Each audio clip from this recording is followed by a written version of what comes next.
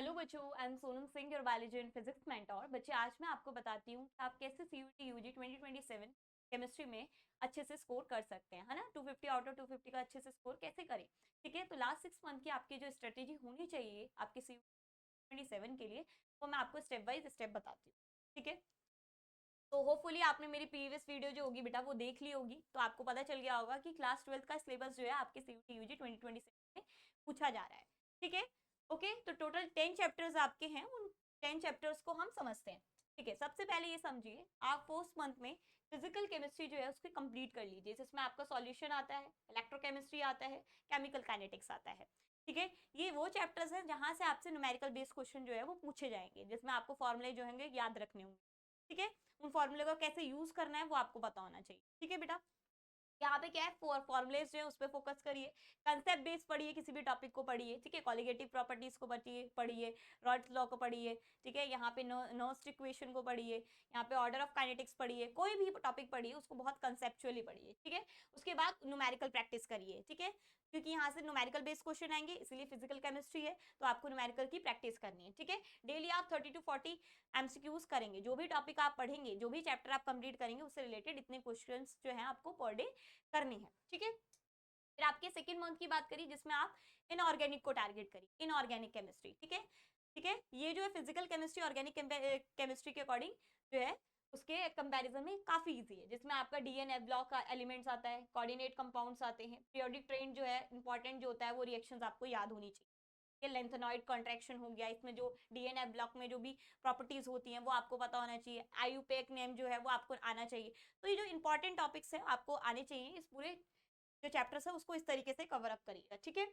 तो बेटा यहाँ पे जो फोकस करना है आपको एनसीईआरटी की लाइन बाय लाइन करनी है, क्योंकि एज इट इज एग्जामिनर जो होता है वो पूछता है, और मोस्टली हमेशा एक्सेप्शन पूछता है इनऑर्गेनिक में, तो जितने भी एक्सेप्शन बनते हैं उन सभी एक्सेप्शन को आप अच्छे से पढ़िएगा।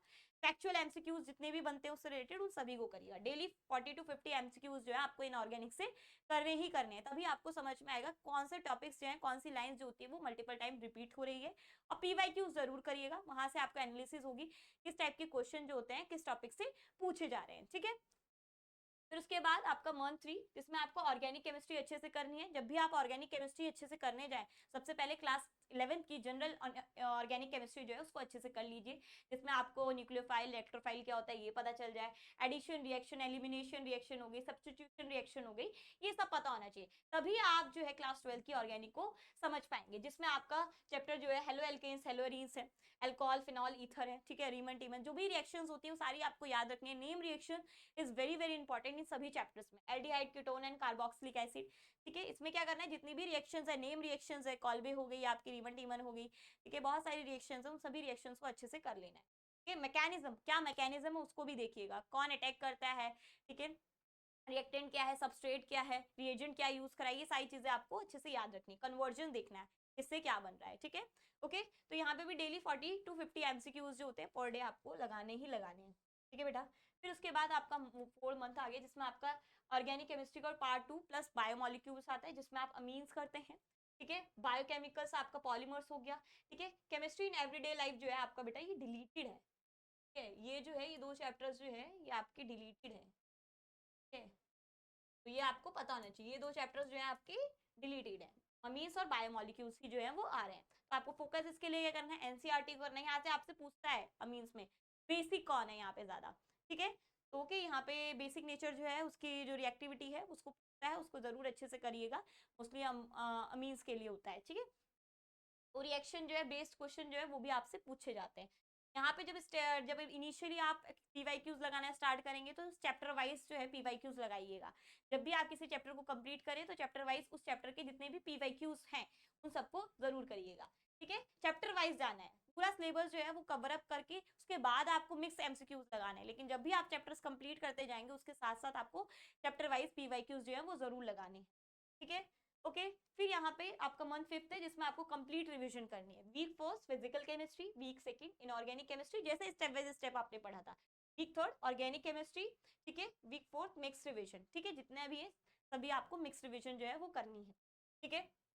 यहाँ पे आपका टारगेट क्या होना चाहिए, 2 से 3 जो है फुल रिवीजन होना चाहिए, जबकि मैं बोलूंगी 12 से 13 बार आपके एटलीस्ट रिवीजन होनी चाहिए एग्जाम से पहले, ठीक है। 1000 प्लस जो है एमसीक्यूज आपने लगाए हो, जिसमें आपका PYQs जो होता है वो इंक्लूड हो, ठीक है, क्योंकि वो वहां से आपको एनालिसिस मिलेगी कि किस तरीके के क्वेश्चन एग्जाम में पूछे जाते हैं, किस टाइप के आते हैं, social reason, match the following, ठीक है, statement wise, correct incorrect, paragraph, किस तरीके से क्वेश्चन पूछे जाते हैं उसकी एनालिसिस होगी।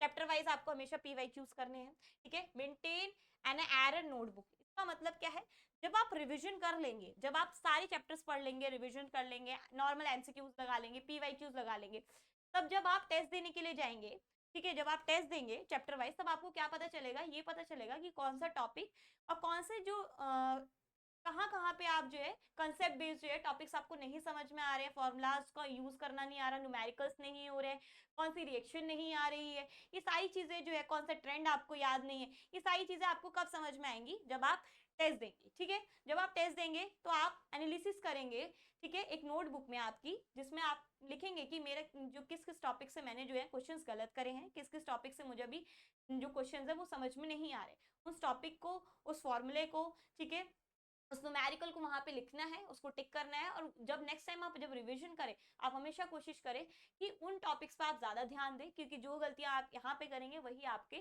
चांसेस बहुत ज्यादा है एग्जाम में गलत करने के, ठीक है। तो रिवीजन हमेशा मस्ट है, ठीक है, क्योंकि रिवीजन ये जो है वो आपकी एक्यूरेसी लेके आएगा। एक्यूरेसी कहाँ से आती है, रिवीजन से आती है। विद इन 1 मिनट जब आपको किसी भी क्वेश्चन का आंसर देना है, तो आपकी एक्यूरेसी होनी चाहिए विद इन 1 मिनट किसी भी क्वेश्चन के आंसर देने की। वो आएगी कहाँ से, जब आप किसी भी चैप्टर को, किसी भी टॉपिक को 5-10 बार 15 बार पढ़ लेंगे एटलीस्ट एग्जाम से पहले, ठीक है। जब आप इतनी बार किसी चैप्टर को, किसी टॉपिक को, किसी क्वेश्चन को बार बार लगा लेते हैं, तो आपके ब्रेन में जो होता है वो उस तरीके से फीड हो जाता है, क्योंकि इस टाइप के क्वेश्चन जो है एग्जाम में पूछा जाएगा, तो मेंटली प्रिपेयर्ड हूँ आंसर देने के लिए, ठीक है। ऐसा नहीं होना चाहिए कि वहां पे क्वेश्चन के टाइप ही नहीं पता, तो क्वेश्चन के टाइप जरूर देख के जाए। और मैंने प्रीवियस वीडियोस में बताया कि किस तरीके से क्वेश्चन जो होते हैं वो पूछे जाते हैं एग्जाम, ठीक है।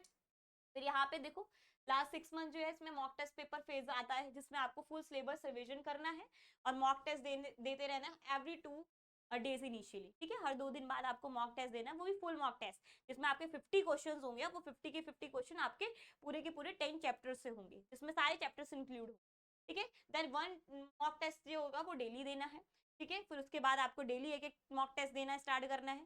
पहले इनिशियली 2-2 दिन में देंगे, फिर उसके बाद एक एक दिन में आपको मॉक टेस्ट देना है। जितने ज्यादा आप मॉक टेस्ट देंगे, कोशिश करिएगा 15 से 20 मॉक टेस्ट पेपर आप एग्जाम से पहले देके जाइएगा। फिर वो मॉक टेस्ट पेपर दोगे, वहां से क्या होगा, वहां से आपको एनालिसिस होगी अपने इनकरेक्ट क्वेश्चन की, इनकरेक्ट क्वेश्चन, टॉपिक, कंसेप्ट जो भी आप लैक कर रहे हैं, वहां से वो एनालिसिस हो जाएगी, आप जो मॉक टेस्ट पेपर में नहीं लगा पाएंगे। फिर क्या करना है, आपको रिवीजन करना है एनसीईआरटी को लाइन बाय लाइन, जितने भी फॉर्मूले हैं उनको अच्छे से करना है, और रिएक्शन जो है उनको डेली रिवीजन करना है। रिएक्शन ऐसा है बेटा, आप उसको डेली पढ़ेंगे ना तो वो आपको याद हो जाएंगी। आप एक दिन में लेके बैठेंगे सारी रिएक्शन, सारे फॉर्मूले, नहीं होगा। तो कोशिश हमेशा ऐसे करो, एक A3 शीट लो, बड़ी वाली शीट A3 आती है, ठीक है, उस पर चैप्टर लिख दो, ऊपर जो भी चैप्टर है उससे रिलेटेड जितनी भी रिएक्शन होती है उसको लिख दो, ठीक है। तो ऐसे ही आप 10 पेजेस ले लेंगे, 10 पेजेस पे आप रिएक्शंस लिख सकते हैं। तो इससे फायदा क्या होगा, उसी तरीके से आप फॉर्मूले भी लिख सकते हो, ठीक है। इससे फायदा ये होगा, जब आप एग्जाम में बैठेंगे, ठीक है, उससे पहले जब आपको रिविजन करना होगा, तब आपको सारी चीजें जो होंगी वो सिस्टमैटिक वे में मिल जाएगी, ठीक है। आपको ढूंढना नहीं पड़ेगा कि कौन सी रिएक्शन कहाँ है, आपके माइंड में जो होगा वो उस तरीके से, पेपर में जिस तरीके से लिखा होगा उस तरीके से आपके ब्रेन में भी छप जाएगा जब आप उन रिएक्शंस को पर डे देखेंगे। तो एक पेपर लीजिए A3, उस पर आप सारी रिएक्शन लिखिए, उसको कहीं पेस्ट करना है तो कर दीजिए, अदरवाइज इस फोल्डर में उसको डेली देखिए, उससे आपको सारी रिएक्शन, सारे फॉर्मूले याद हो जाएंगे। तो इनऑर्गेनिक के लिए आपको एनसीईआरटी लाइन बाय लाइन पढ़नी है, ठीक है। ऑर्गेनिक के लिए आपको रिएक्शन लिखनी है मैकेनिज्म को समझने के लिए, बाकी रिएक्शन जो होगी A3 शीट में लिख के उसको डेली पढ़िए, ठीक है। नेम रिएक्शन डायरेक्ट पूछी जाती है, ये है, इससे क्या बनेगा, रिएजेंट क्या है, सबस्ट्रेट क्या था, प्रोडक्ट क्या बनेगा, ठीक है। फिजिकल केमिस्ट्री के लिए आपको हमेशा कंसेप्ट को स्ट्रॉन्ग रखना है, फॉर्मूले को, और थोड़ी जो आपकी मैथ्स की कैलकुलेशन है उसको अच्छे से करना होगा, ठीक है। तो इन 6 मंथ्स में आप इस तरीके से प्रिपेयर कर लेंगे, ठीक है बेटा।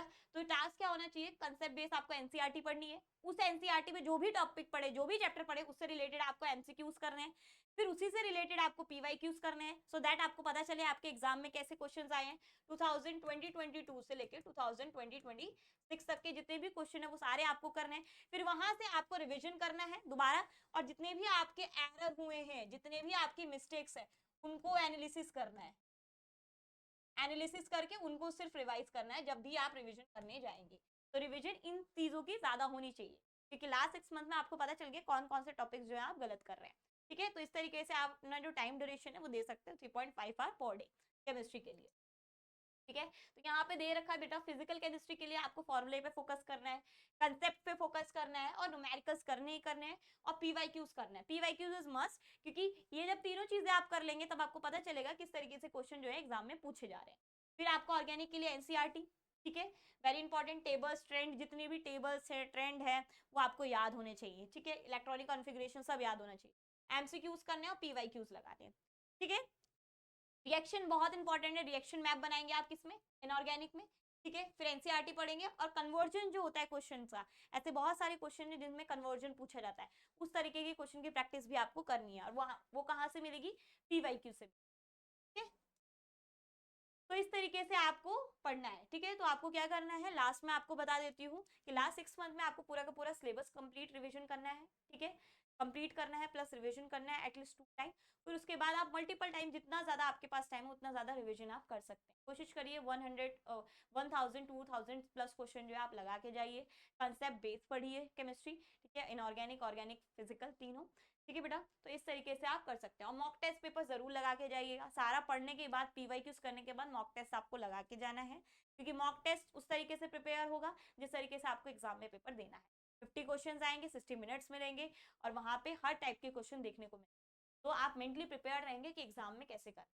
तो 50 to 20 at least mock test paper लगा सकते हैं, उससे ज्यादा आप जितना लगाना चाहे लगाएं, ठीक है। तो इतने तो आपको लगा के ही जाने हैं, ये मस्ट है बेटा, ऑप्शन नहीं है, ठीक है, ये मस्ट है, लगा के जाना है, ठीक है, ओके, इतना क्लियर है। अब किस तरीके से आप पढ़ेंगे, आपको एक सिस्टमैटिक जो है वे कैसे आपको प्रोवाइड होगा, तो आप हमारे बैच को ज्वाइन कर सकते हैं जहाँ पे आपको टाइमली लेक्चर्स प्रोवाइड होंगे, सारे एमसीक्यूज मिलेंगे, जो आप यहाँ पे एमसीक्यूज की बात कर रही थी मैम, वो सारे एमसीक्यूज हमारे बैच में आपको मिलेंगे।